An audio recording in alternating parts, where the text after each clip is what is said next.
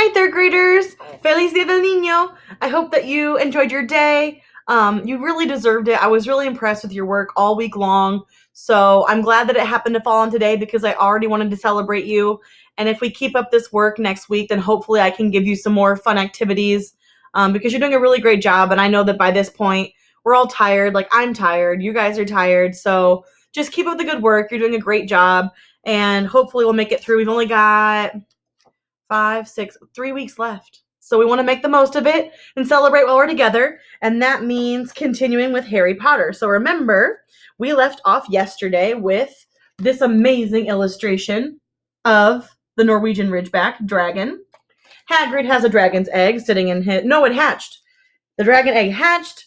He's sitting there with it. He doesn't know what to do with it exactly yet, but they want to get the dragon to Charlie, Ron's brother, because he works with dragons in Romania. So that's what we're hoping for.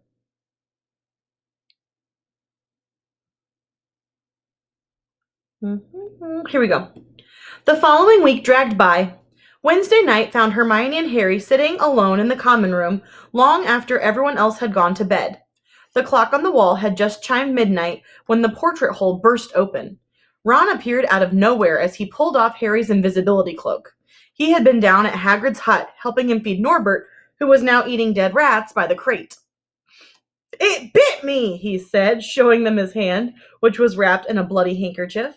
"I'm not going to be able to hold a quilt for a week, I tell you. That dragon's the most horrible animal I've ever met. But the way Hagrid goes on about it, you'd think it was a fluffy little bunny rabbit. When it bit me, he told me off for frightening it, and when I left, he was singing it a lullaby." There was a tap on the dark window. "It's Hedwig," said Harry, hurrying to let her in. "She'll have Charlie's answer." The three of them put their heads together to read the note.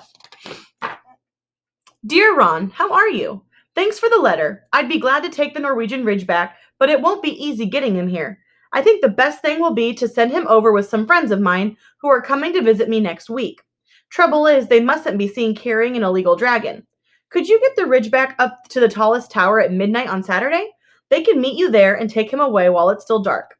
Send me an answer as soon as possible. Love, Charlie." They looked at each other. "We've got the invisibility cloak," said Harry. "It shouldn't be too difficult. I think the cloak's big enough to cover two of us and Norbert." It was a mark of how bad the last week had been, but the other two agreed with him. Anything to get rid of Norbert. And Malfoy. Because remember, Malfoy knows that they have that dragon, and he's going to try to get Hagrid in trouble, probably. There was a hitch. That means there was a problem. By next morning, Ron's bitten hand had swollen to twice its usual size. He didn't know whether it was safe to go to Madame Pomfrey. Would she recognize a dragon bite? By the afternoon, though, he had no choice. The cut had turned to a nasty shade of green. It looked as if Norbert's fangs were poisonous. Harry and Hermione rushed up to the hospital wing at the end of the day to find Ron in a terrible state in bed. "It's not just my hand," he whispered, "although that it feels like it's about to fall off. Malfoy told Madame Pomfrey he wanted to borrow one of my books so he could come and have a good laugh at me. He kept threatening to tell her what really bit me. I've told her it was a dog, but I don't think she believes me. I shouldn't have hit him at the Quidditch match. That's why he's doing this." Harry and Hermione tried to calm Ron down. "It'll be over at midnight on Saturday," said Hermione, but this didn't soothe Ron at all. On the contrary, he sat bolt upright and broke into a sweat. "Midnight on Saturday," he said in a hoarse voice. Oh no, I've just remembered. Charlie's letter was in that book Malfoy took. He's going to know where we're going to get rid of Norbert." Harry and Hermione didn't get a chance to answer. Madame Pomfrey came over at that moment and made them leave, saying Ron needed sleep. "This is all getting really bad." "It's too late to change the plan now," Harry told Hermione. "We haven't got time to send Charlie another owl, and this could be our only chance to get rid of Norbert. We'll have to risk it. We have got the invisibility cloak. Malfoy doesn't know about that." They found Fang, the boarhound, sitting outside with a bandaged tail when they went to tell Hagrid, who opened a window to talk to them. And there's a picture of Hagrid's dog, Fang. He's cute. I thought he was bigger. "I won't let you in," he puffed. "Norbert's at a tricky stage. Nothing I can't handle." I doubt that. When they told him about Charlie's letter, his eyes filled with tears, although that might have been because Norbert had just bitten him on the leg. Ah! It's all right. He's just got my boot. Just playing. He's only a baby after all. The baby banged its tail on the wall, making the windows rattle. Harry and Hermione walked back to the castle, feeling Saturday couldn't come quickly enough. They would have felt sorry for Hagrid when the time came for him to say goodbye to Norbert if they hadn't been so worried about what they had to do.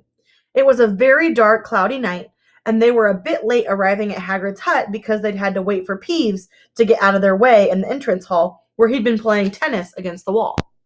Hagrid had Norbert packed and ready in a large crate. "He's got lots of rats and some brandy for the journey," said Hagrid in a muffled voice, "and I've packed his teddy bear in case he gets lonely." Oh. From inside the crate came ripping noises that sounded to Harry as though Teddy was having his head torn off. "Bye-bye, Norbert!" Hagrid sobbed as Harry and Hermione covered the crate with the invisibility cloak and stepped underneath it themselves. "Mommy will never forget you!" I love how he's the mom, right? Like, okay. How they managed to get the crate back up to the castle, they never knew. Midnight ticked nearer as they heaved Norbert up the marble staircase in the entrance hall and along the dark corridors.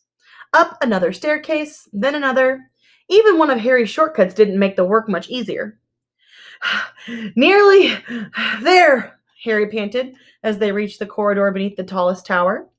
Then a sudden movement ahead of them made them almost drop the crate. Forgetting that they were already invisible, they shrank into the shadows, staring at the dark outlines of two people grappling with each other 10 feet away. A lamp flared. Professor McGonagall, in a tartan dressing gown and a hairnet, had Malfoy by the ear. "Detention!" she shouted, "and 20 points from Slytherin, wandering around in the middle of the night. How dare you!" "You don't understand, Professor! Harry Potter's coming! He's got a dragon!" "What utter rubbish! How dare you tell such lies! Come on, I shall see Professor Snape about you, Malfoy." The steep spiral staircase up to the top of the tower seemed the easiest thing in the world after that. Not until they'd stepped out into the cold night air did they throw off the cloak, glad to be able to breathe properly again. Hermione did sort of a jig. I can hear Binks eating my things, but I don't know where he's at. I see him over there. He's playing with my pens. He's like my own version of a dragon. Like on How to Train Your Dragon, he kind of looks like Toothless. "Malfoy's got detention! I could sing!" "Don't," Harry advised her. Chuckling about Malfoy, they waited, Norbert thrashing about in his crate. About 10 minutes later, 4 broomsticks came swooping down out of the darkness. Charlie's friends were a cheery lot. They showed Harry and Hermione the harness they'd rigged up so they could suspend Norbert between them. They all helped buckle Norbert safely into it, and then Harry and Hermione shook hands with the others and thanked them very much. At last, Norbert was gone.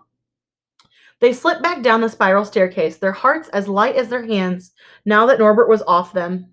No more dragon, Malfoy in detention. What could spoil their happiness? The answer to that was waiting at the foot of the stairs. As they stepped into the corridor, Filch's face loomed suddenly out of the darkness.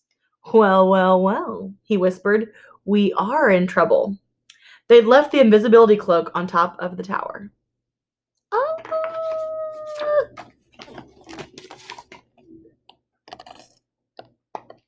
I'm going the wrong way. There you can see the dragon up at the tower, and then the friends coming and getting them. Oh no, they left the invisibility cloak. Chapter 15, The Forbidden Forest. I didn't take pictures of this chapter, but I'll try to send it to you guys tomorrow.